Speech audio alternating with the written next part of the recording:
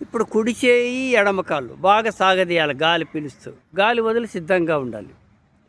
ఆసన స్థితే కృ ఏకం. కుడి చేయి ఎడమ కాలు.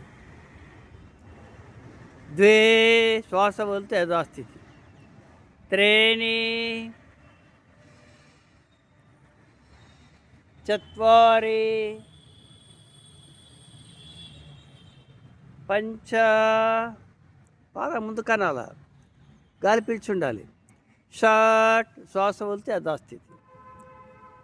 సప్త అష్ట నవ దశ ఏకాదశ ద్వాదశ. స్తభ. ఇప్పుడు కాలు చేయి మార్చి